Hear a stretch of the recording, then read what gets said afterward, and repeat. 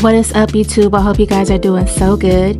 If you're new to my channel, I am so gifted. Hey, so let me just say this up front. I'm not here to break down the Diddy and Cassie case. I think a lot of us are already tired of hearing the gritty details, but I do want to talk about why I think Cassie stayed as long as she did, because this is deeper than love. This was about power, control, access, and survival. When you're in a relationship with someone like Diddy, it's not just love, it's lifestyle. Private jets, luxury apartments, industry access, trips, fame, power. That kind of life is hard to walk away from, especially when you've wrapped your whole identity around it. And it's so easy for people like us on the outside looking in to be judgmental and say, it couldn't be me. Why would she stay with him for so long if that was what was going on throughout the entire relationship? But some of us, let's be honest, some of us have stayed in relationships where we were getting dragged through the ringer for a fraction, no less than a fraction of the lifestyle that Cassie became accustomed to.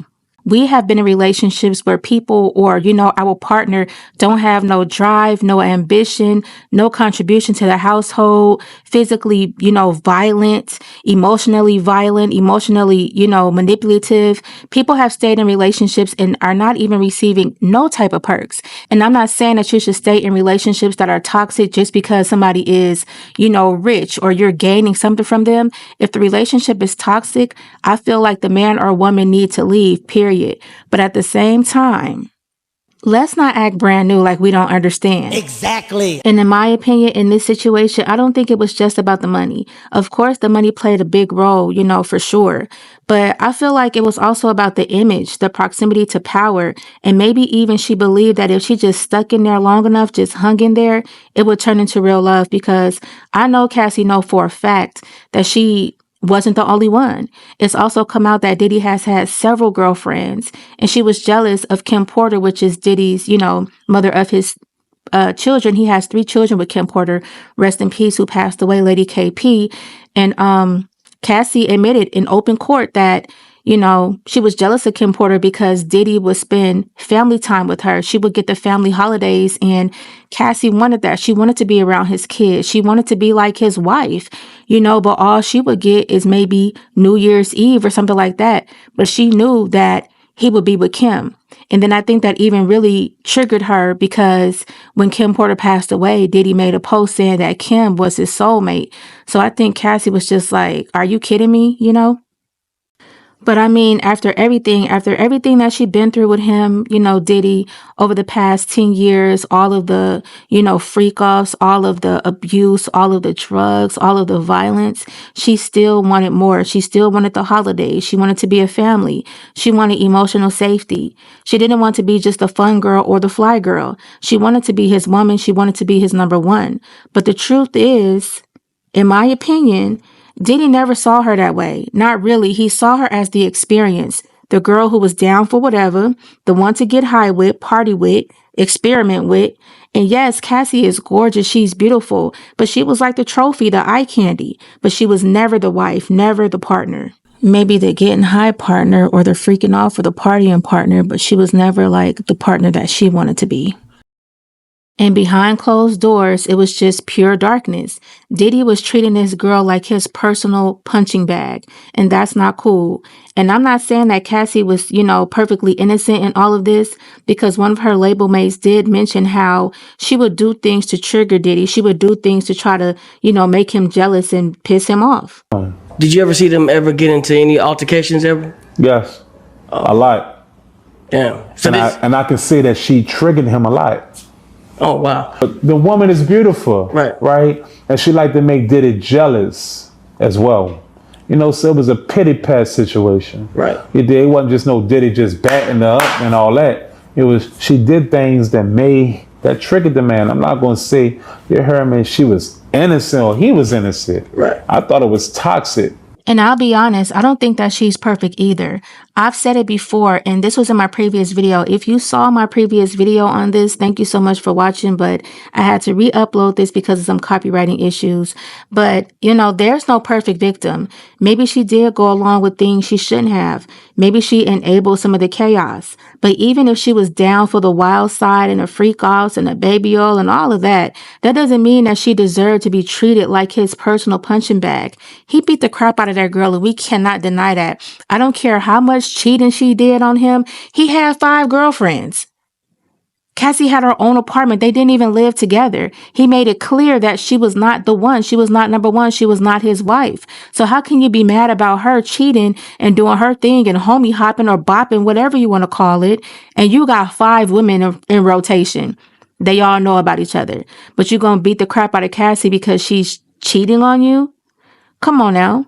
He did not want this girl like that. He wanted her for these freak-offs.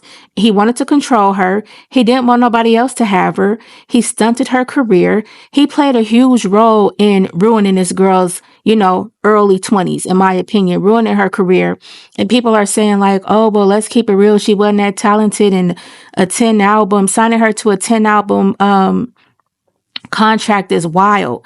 And it's like, okay, that's wild on his part because he had no intention on helping her with music, elevating her career, or any of those things. His whole purpose was to control her and dehumanize her. He could have let her go. He could have walked away, but instead he kept her close, kept her in control.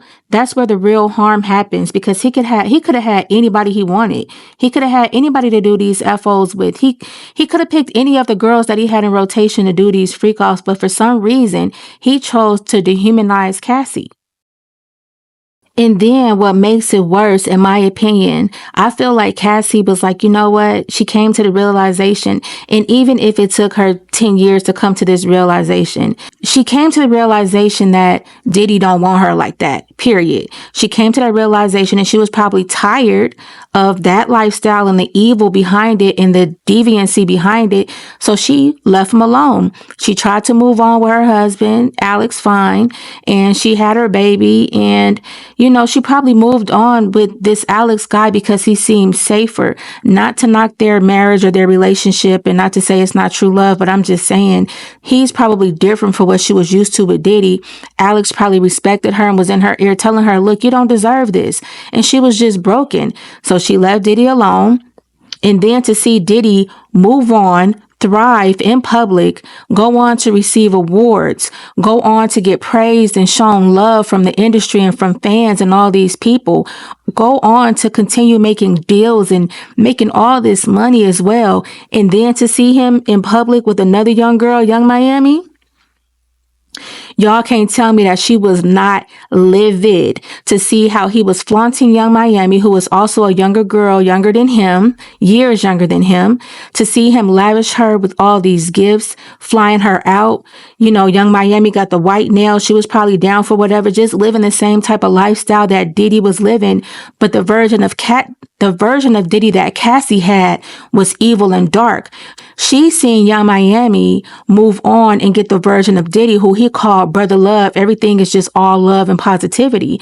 So she's probably looking on the outside in like, I know you lying. Oh, hell no. And then for him to be really putting Young Miami on, getting her a show on Revolt. You like nasty or classy? I ain't gonna lie, I'll take nasty over classy. I ain't even gonna lie. I'd rather not be bored. Young Miami even went on to win an award for Best Podcast over Joe Budden's podcast for this show, Carisha Please, on Revolt. Cassie is probably like, this girl is living the life that I wanted with you. Why couldn't you put me on? I wanted to do music. You did none of that for me. All you did was keep me in a closet so that you can dehumanize me and beat me whenever you wanted to. I got the drugged up, pilled out, whatever out Diddy who wants to just F off. But This is who you are with Young Miami? Absolutely not. You don't get to move on and thrive in my face in public like nothing ever happened. So I think that's where the civil lawsuit came from, because Cassie said that she wrote a book. All she wanted was emotional closure from Diddy. So she wrote this book detailing everything that he did to her so that he can come to the realization and think, you know what?